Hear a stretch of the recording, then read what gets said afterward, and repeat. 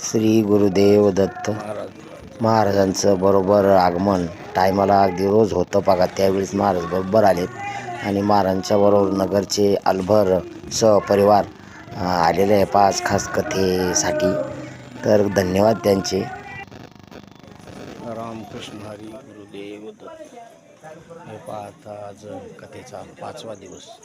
महाराजांचं आगमन झालं पाहता. थोड्याच वेळात पाहता कथेला सुरुवात होईल. प्रथम आरती. भावी भक्तांना विनंती असेल आपण सर्वांनी मंदिरामध्ये बसून घ्यायचंय. अगदी थोड्याच वेळामध्ये या ठिकाणी कथेला सुरुवात होणार आहे. आज ज्या विषयावरती कथा होणार आहे श्रीकृष्ण लीला, महाकंचोर लीला, गोवर्धन लीला या विषयावरती आज महाराज आपल्याला या ठिकाणी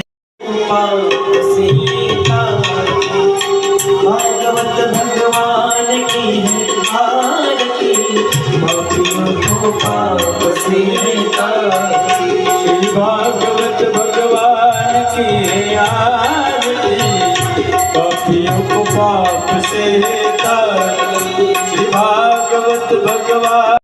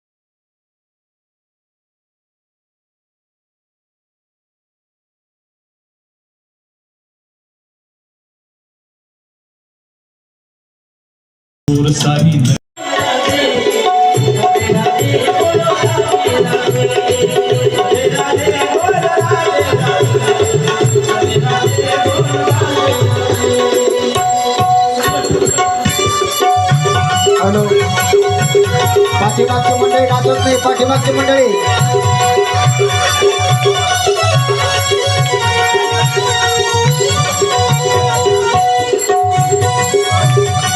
सर्वांनी आनंद घ्यायचा नाचण्याचा.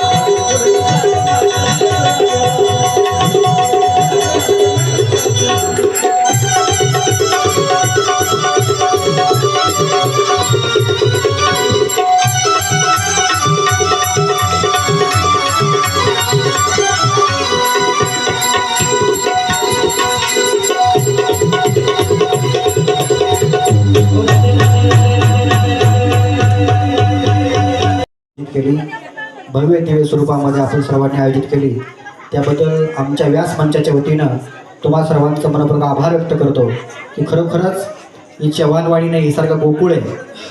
आज आपण सर्व चव्हाणवाडीमध्ये नाही आहे, साक्षात गोकुळामध्ये आहोत नाही का. द्वापर युगामध्ये भगवान परमात्म्याने ज्या लीला केल्या आणि त्या टायमामध्ये त्या ब्रजवासीयांना जो आनंद दिला, तोच आनंद आपण या कलियुगामध्ये चव्हाणवाडीमध्ये अनुभवतोय. निश्चित आपण भाग्यवान आहात, तरी किती आहेत. पण आता फक्त तुम्हाला उद्या सूचना महत्त्वाची सांगतो. जसं आपण आपल्या परिवारातल्या लग्नाकरता जातो, रिकाम्या हाताने जातो, असंच आहे ना भाऊ पाटील. वर्षानं पावन आणि पुणे झालेल्या या चव्हाणवाडी नगरीमध्ये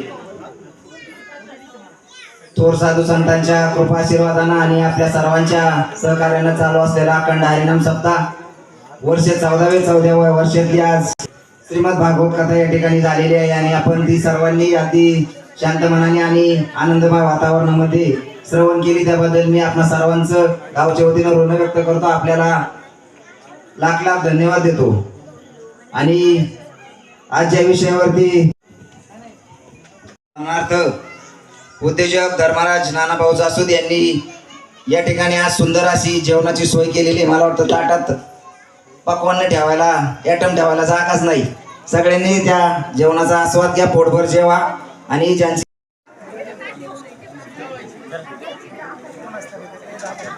त्याचप्रमाणे